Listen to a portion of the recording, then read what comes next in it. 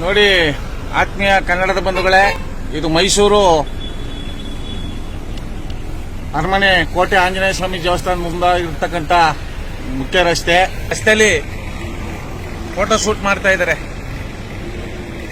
Pre wedding ಮಾಡ್ತಾ ಇದ್ದಾರೆ. ನನಗೆ ಇವರು ಫೋಟೋ ಶೂಟ್ ಮಾಡ್ತಿರೋದು ವಿರೋಧ ಇಲ್ಲ, ಆದರೆ ಸಾರ್ವಜನಿಕರಿಗೆ, ವಾಹನ ಸವಾರರಿಗೆ ಇಷ್ಟೆಲ್ಲ ಇರ್ಸು ಮುರ್ಸು ಮಾಡಿ ನೋಡಿ, ಏನಾದ್ರು ಹೆಚ್ಚು ಕಮ್ಮಿ ಆದರೆ ಬಸ್ಗಳು ವಾಹನಗಳು ಹಿಂಗೆಲ್ಲ ಓಡಾಡ್ತಾ ಇದೆ ನೋಡಿ. ಈ ರೀತಿ ಮಾಡಿದಾಗ ಒಂದು ಹೆಚ್ಚು ಕಮ್ಮಿ ಆದಾಗ ಹುಡುಗಿಗೋ ಹುಡುಗನಿಗೋ ಇಲ್ಲ ಫೋಟೋಗ್ರಾಫರ್ಗೋ ವಿಡಿಯೋಗ್ರಾಫರ್ಗೋ ಹೆಚ್ಚು ಕಮ್ಮಿ ಆದ್ರೆ ಯಾರು ಹೊಣೆ?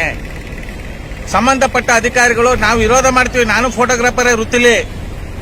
ಒಂದು ಹೆಚ್ಚು ಕಮ್ಮಿಯಾಗಿ ಅನಾಹುತ ಸಂಭವಿಸಿದ್ರೆ ಏನ್ ಮಾಡೋದು? ರಾಜ್ಕುಮಾರ್ ಪಾರ್ಕ್ ಇದು, ರಾಜ್ಕುಮಾರ್ ಉದ್ಯಾನವನ ನೋಡಿ. ಈ ರೀತಿ ನಡು ರಸ್ತೆಯಲ್ಲಿ ಇಟ್ಕೊಂಡು ಈ ರೀತಿ ಫೋಟೋ ಶೂಟ್ ಮಾಡ್ತಾ ಇದಾರಲ್ಲ, ಒಂದು ಹೆಚ್ಚು ಕಮ್ಮಿ ಆದ್ರೆ ಯಾರು ಹೊಣೆ ಆಗ್ತಾರೆ ಇದಕ್ಕೆ? ಎಷ್ಟೋ ಕಡೆ ಎಷ್ಟು ಅಪಘಾತಗಳು ಸಂಭವಿಸಿವೆ ನೋಡಿ. ಇಲ್ಲಿ ನೋಡಿ, ಮಾನ್ಯ ಸಂಬಂಧಪಟ್ಟಂತ ಅಧಿಕಾರಿಗಳು ಕೋಟೆ ಆಂಜನೇಯ ಸ್ವಾಮಿ ದೇವಸ್ಥಾನ ಮುಂಭಾಗ ನಡೀತಕ್ಕಂತ ಈ ಫೋಟೋ ಶೂಟ್ಗೆ ನಮ್ಮ ವಿರೋಧ ಇದೆ. ನಾನು ಛಾಯಾಗ್ರಾಹಕನಾಗಿದ್ದೀನಿ, ಆದ್ರೆ ಇಂತ ಘಟನೆಗಳು ಏನಾದ್ರು ಹೆಚ್ಚು ಕಮ್ಮಿ ಆದಾಗ ಯಾರು ಹೊಣೆ ಆಗ್ತಾರೆ ಇದಕ್ಕೆ? ನೋಡಿ ಹೆಂಗೆ ಯಾವ ರೀತಿ ಫೋಟೋ ಶೂಟ್ ಮಾಡ್ತಾ ಇದ್ದಾರೆ ನೋಡಿ.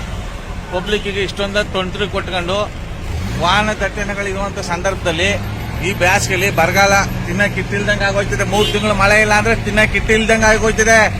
ಒಟ್ಟಿಗಿಟ್ಟಿಲ್ಲ, ಜುಟ್ಟಿಗೆ ಮಲ್ಗೆ ಹೂದಂಗೆ ಆಗುತ್ತೆ.